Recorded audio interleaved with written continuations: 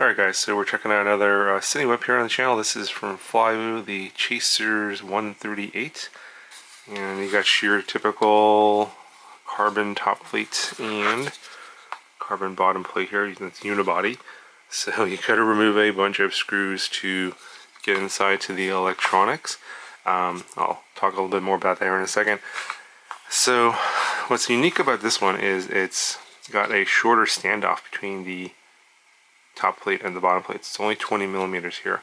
If you look at one of the ones that I reviewed previously, the Bumblebee, the standoff here is 25 millimeters, so it's a bit taller, and it has the same foam as you can see on the outside, cushioning it from little minor bumps, but there's no duct on the inside here. It is foam on the inside on the Chasers, but you have a, I guess, a PLA 3D printed duct here on the inside on the Bumblebee, so it's a little bit different there. So the motors are, I think, also 1507 on the Flywoo. These are their new Robo series. As you can see, 1507, 2900 kV. Not sure if you'll be able to see that or not. Only comes in one version, so they're saying 3 to 6S for this, although on 3S I'm not sure it'll fly. 4S maybe. I flew it on 6S, and even on 6S it's not really acrobatic at all. You can probably do a few flips and rolls, but if you're looking to do freestyle acro with this, I would suggest getting a 5-inch and not getting this. This is for cinewhooping, slow, and trying to get slow flying and trying to get smooth footage. This does have a little bit of a sloped mount here on the top, and it looks like you could possibly remove it. As you can see, they're screwed in here, so if you don't want to use, suppose you use some other type of mount, but if you do remove this little cover here, then your camera is going to get in the way of your GoPro mount. So I just mounted my GoPro on this instead of using my 3D printed mount that I made for the Bumblebee, because if I try using that here, then it would be too much of a camera angle. It would be like 45 degrees, so I ended up not using it. But when you use the mount here and directly mount your GoPro, you get a fair amount of jello in your video. You'll notice that, although it's pretty sunny out. You could probably reduce that a little bit with an ND filter, which I didn't use. But yeah, there's a lot of vibration that gets through to this mount, and then I even tried using some foam between the mount and the camera, and I guess the vibrations getting transmitted through the battery strap. So the stack that's inside here, which I'm not going to show you, I'm not going to take all these 20 screws out to get the top plate off. It's the Goku F7 Mini, which I showed you in a previous video, but this is what it looks like. It's a 50 amp 4-in-1 20 by 20 ESC, 32-bit ESC, and your F7 flight controller. That is what's inside there. And then you also have their new Nano Bluetooth module that's soldered on inside. So obviously you can't get access to the USB port. There's no way to get access to it, as far as I can tell. And if you want to change the settings, you're going to have to connect to basically power it up via battery, and then connect to the Bluetooth module through your smartphone and using the SpeedyBee app. And I have a video on that from a long time ago. It's pretty easy to do. It's an external Bluetooth, Nano Bluetooth module that's you need basically a free UART and power to power that up. You could, if you want to get that for like a different type of build, for example, you could add that externally. I think previously we've seen those type of Bluetooth modules built into the flight controller, but this is now actually a little tiny module that you can actually attach to these little micro builds. I think in like a long time ago they were like, the modules were quite a bit bigger and not very practical for small micro builds, but now with the Nano Bluetooth module from Flywoo, you can actually just add it to pretty much any build. So in the back here, you've got this 3D printer part that kind of covers this rectangular hole here. This is because they have a version of this where you have the DJI Air unit in this. This is the analog version here with the Caddx Ratel camera and a 450 milliwatt analog video transmitter. But if you get the DJI version, then the DJI Air unit goes in here. There's a special 3D part that covers that. It kind of sticks out because this is kind of short, only 20 millimeters. I put a little photo up here of what it looks like. They did send me the parts to convert the analog version to the DJI version, but I think that's a bit of a project, so I might be doing that quite a bit later because you got to take the whole thing apart, take the camera out, basically to get all the analog parts out, the camera, the video transmitter, and the receiver. Put the DJI parts in DJI camera.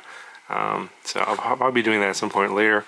Now this antenna here, which I'm using, is not included. They included an Emax Nano antenna, but they included a white version, which is a left-handed, and I don't have any other left-handed antennas that I could use it with, so I put a right-handed antenna on here.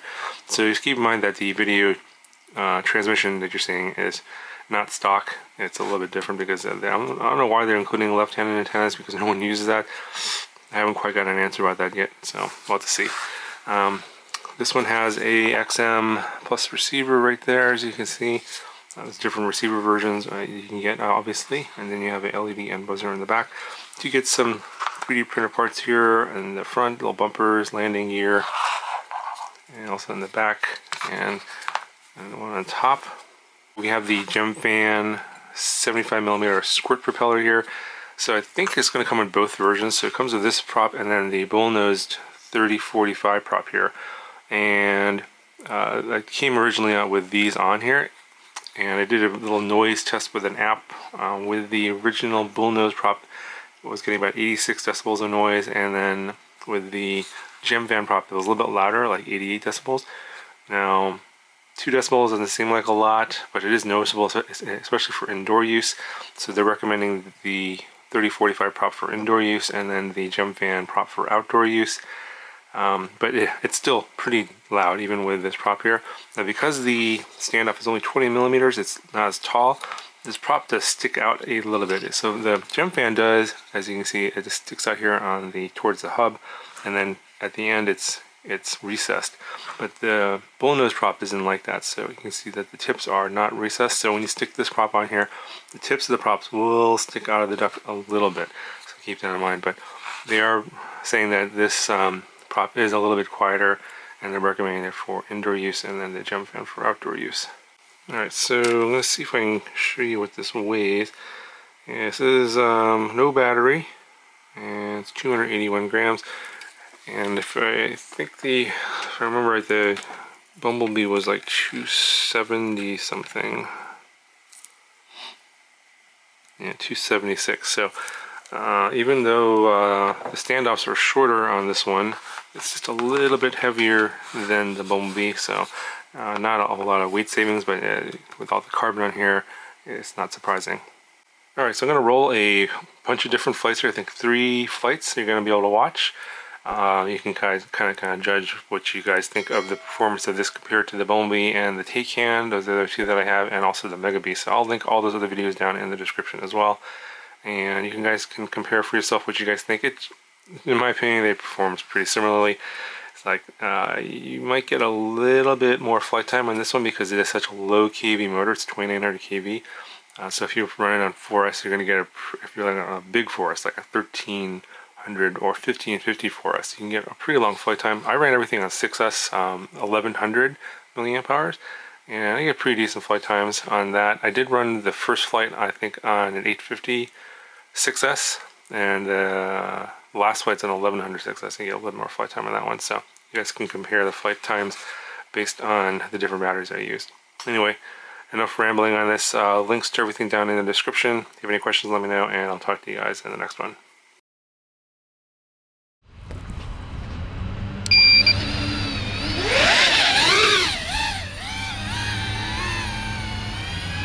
Alright, so I'm flying this with the EV300Ds, and the throttle's pretty sensitive on this, seems like, on 6S, a lot of power.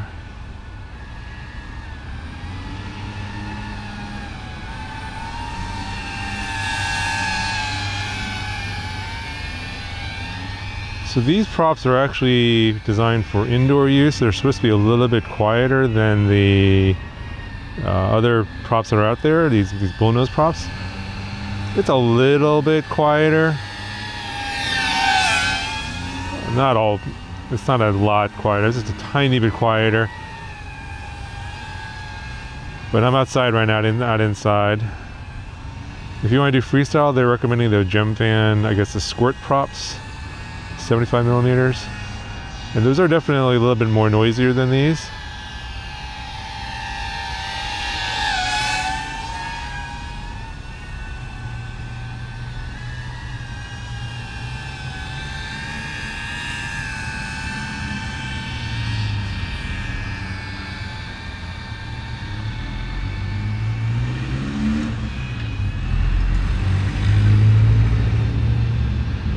And you can hear the car more than the props at this distance.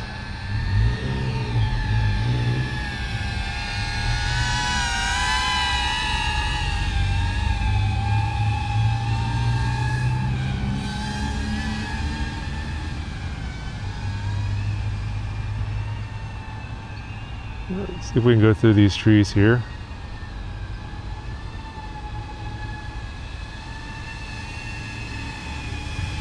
No problem, pretty smooth. It's a little windy right now.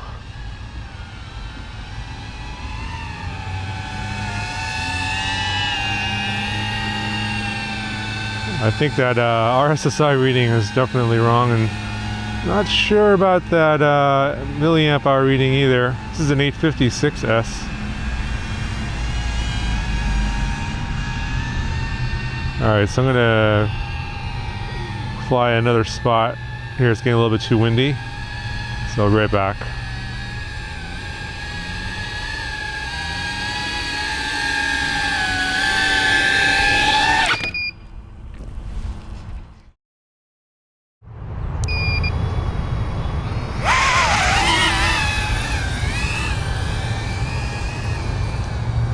Yeah, these props are still pretty loud.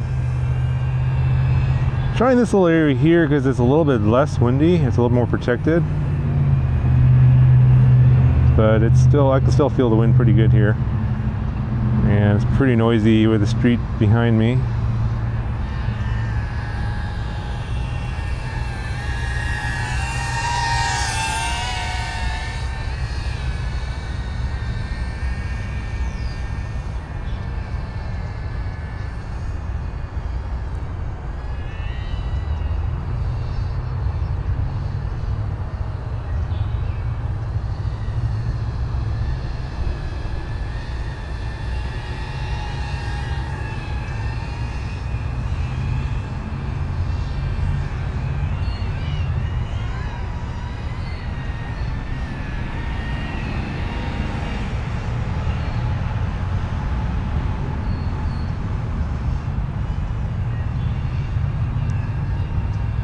Yeah, it's still a fair amount of wind here. It's hard to tell how this is really flying with it getting bounced around in the wind here. Not sure if you'll be able to see that in the GoPro footage or not. Oh, can't go through that gap.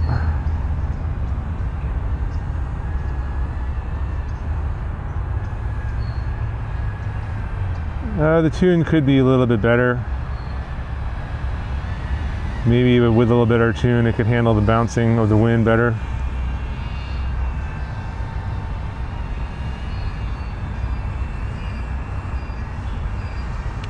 Oh, and my battery's dead. Not happy.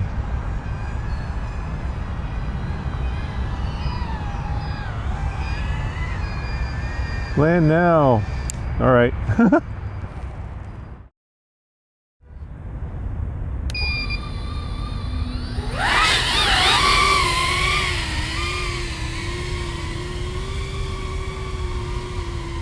Alright, trying a different spot today.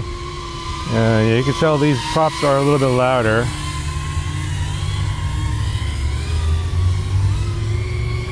Supposed to be a little bit more acrobatic, but honestly, I don't think these are the greatest things for acro anyway. A little bit more noise and a little bit less efficient is what I've been told.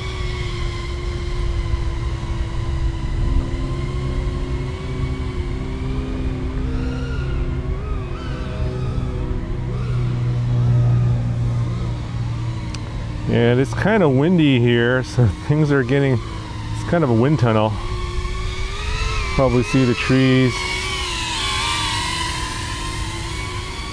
I think these are better suited for indoor spaces anyway. And some exploring outdoors like this.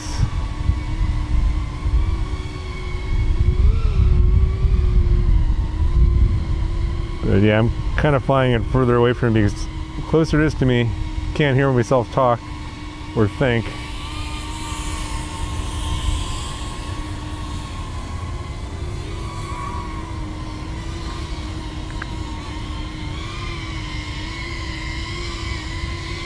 And if there were people around here, they probably would not be happy with the noise.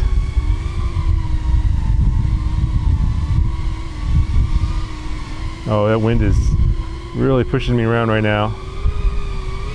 Whoa, whoa, whoa. You can hear that. You can see it in the video probably. I just can't catch a break. It's every day, it's so windy.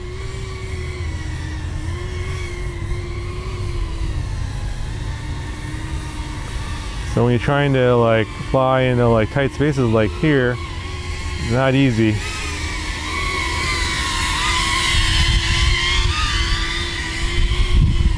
Because those ducks just, you know, get hit by the wind and it just gets pushed all over the place.